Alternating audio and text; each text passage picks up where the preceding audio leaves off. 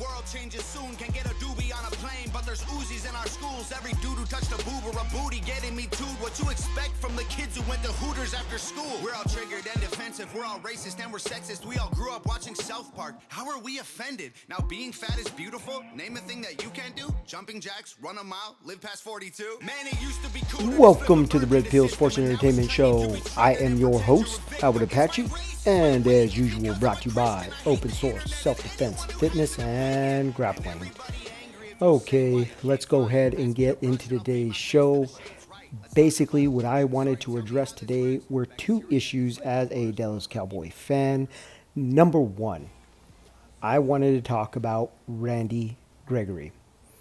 Now, if you are listening to the drive-by media, the corporate media, the blue-pilled, we toe the party line media, you would be led to believe that the Cowboys shot themselves in the foot and that it was a bad deal, that somehow they mistreated Randy Gregory.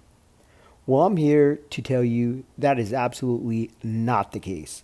The Cowboys did the exact right thing when it comes to Randy Gregory. Let's not forget who Randy Gregory has been since he's been in the league. Randy Gregory has been suspended multiple times. If you go to any of the different stats website, Pro Football Reference is a good one, you'll see that essentially Randy Gregory only has about 4 years worth of stats, even though he's been in the league for 7 years. Think about that for just a second, my friends, because he's only been with the Dallas Cowboys that entire time. That means that Randy Gregory has only been on the field for 4 out of 7 seasons.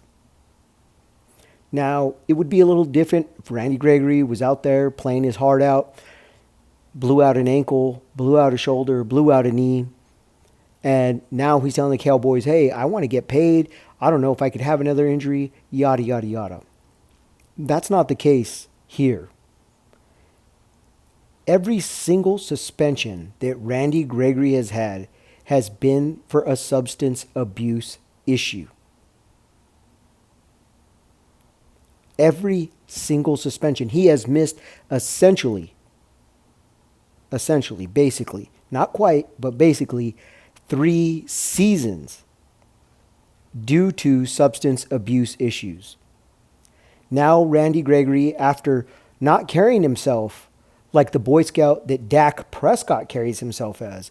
Now, who knows? Maybe Dak has some skeletons in the closet that we don't know about. I'm not going to pretend that I know that he does or he doesn't. That being said, from what we know, what is in the public eye, we know that Dak is in fact a Boy Scout, right? For all intents and purposes. This is why the Cowboys gave him some things in his contract that they would not give anybody else, i.e. a no trade clause, i.e. they didn't have any voiding language for guaranteed money, okay? They did not want to give that to Randy Gregory. And when you take into context the idea that Gregory could possibly get suspended, not play, you take the cap hit, and you have to pay the man, that's quite a risk to ask the Dallas Cowboys to take on the financial side. That is a completely one-sided view of the issue.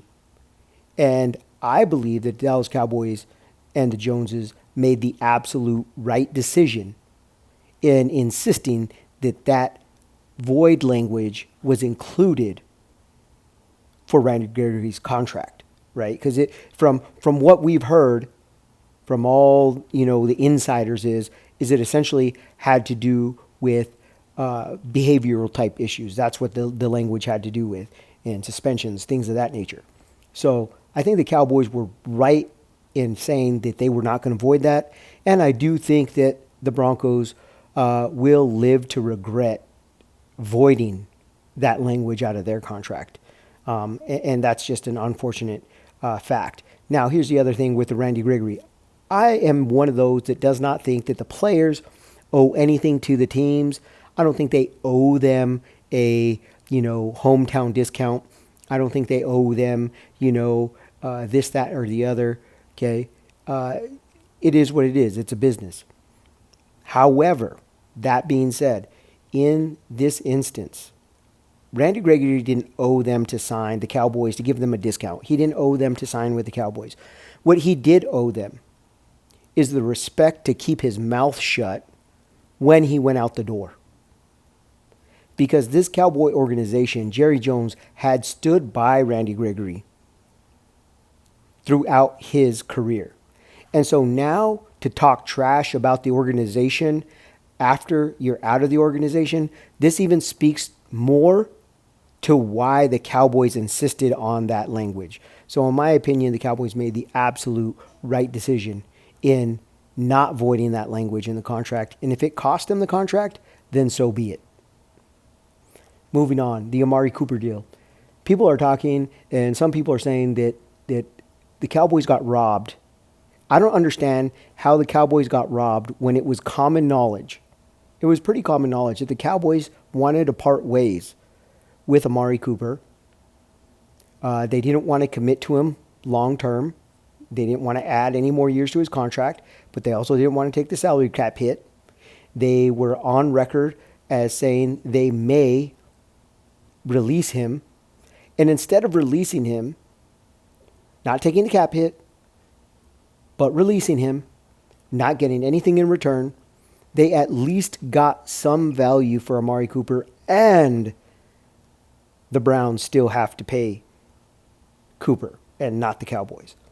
So I don't understand how this ended up being a bad deal. It was the best of a bad situation. Essentially, the Cowboys had to look into the future and say, look, we want to keep Gallup. We're paying Gallup. We're going to want to keep CeeDee Lamb. He's the future of the wide receiving core for us. They didn't give him the number 88 for absolutely no reason. They gave it to him because they believe he is going to be the future of that position for the Dallas Cowboys. And if you're going to pay both those guys, I believe they franchise tagged their tight end. I mean, they're overpaying Zeke. They're overpaying Dak. Somebody had to go. And unfortunately for Amari, you look at the young guy with a lot of potential that is also putting up pretty decent numbers. You think he's ready to assume that role. It ended up being, that Amari was a guy that either was going to take a massive pay cut or he was going to have to go elsewhere. And I think the Cowboys did Amari right, and they did themselves right. I think they probably parted ways with Amari Cooper on good terms. I don't see why you wouldn't be happy with the way situation worked out if you're Amari Cooper.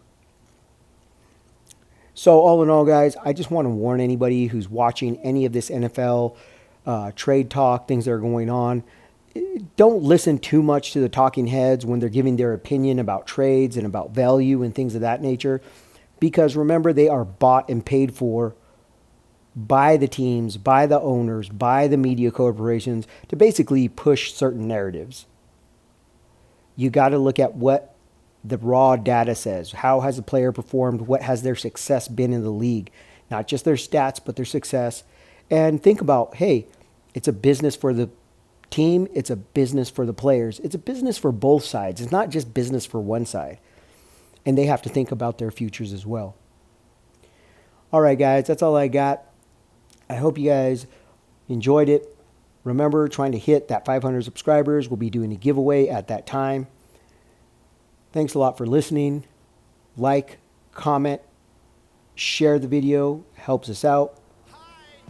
And until next time, remember, be practical, be purposeful, get fit with a purpose, guys. What you expect from the kids who went to Hooters after school? We're all triggered and defensive. We're all racist and we're sexist. We all grew up watching South Park. How are we offended? Now being fat is beautiful. Name a thing that you can't do. Jumping jacks, run a mile, live past 42. Man, it used to be cool to just flip a bird to the system, and now it's trendy to be triggered and pretend you're a victim. It's my race, it's my weight, it's because I'm a Christian. I hate the internet and anyone who has an opinion.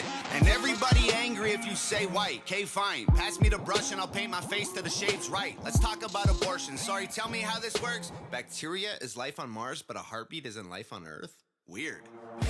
Love so stupid, why are